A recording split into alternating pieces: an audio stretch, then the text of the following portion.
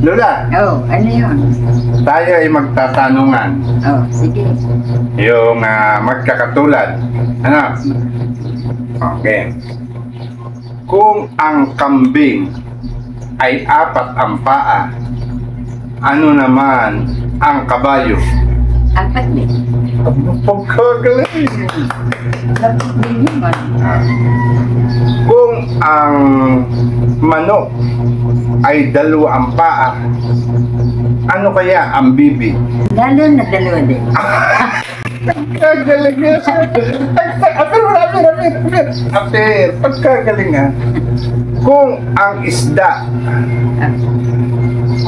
isda na bangus ay lumalangoy, ano kaya ang isdang galunggong? Kadaya mo naman binagaan mo ano, pero hindi sila magkakasama, hindi sila pwedeng magkasama. Pero kayo ikaw, hindi ka pwedeng mag-ano sa kanilang 2. So, anong sagot doon? Wala, kahit isa. Nako po, isa pa. Kung ang, makinig, kung ang kalapate ay lumilipad, ano naman ang eroplano? Aeroplano rin. Eroplano rin.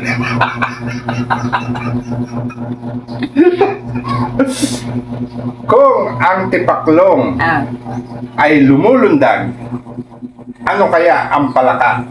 Ang lumulundag na ano, hindi pwedeng isa makikipalaka. Hindi pwede, talagang hindi pwedeng palaka. Yung isa ay palaka, isa ay yung ano.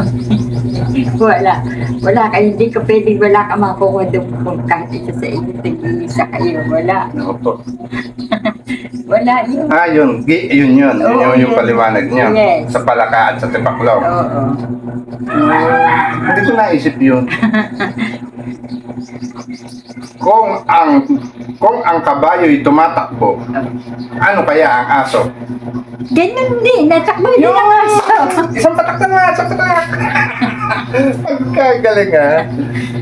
Ito na, last na lang. Last na to ha. Last na.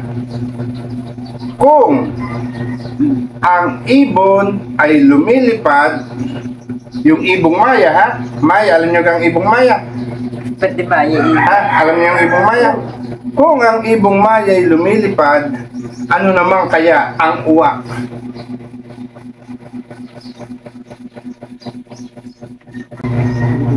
Loading si Lola, loading.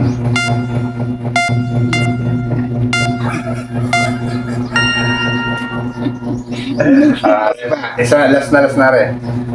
Last na rin. Kung si Hiyas ay maganda, ano kaya ang Lola Lady? Mas maganda na rin. Sabi niya, kanta ka na. Ayun, thank you for watching. Sabi niya. Thank you for watching.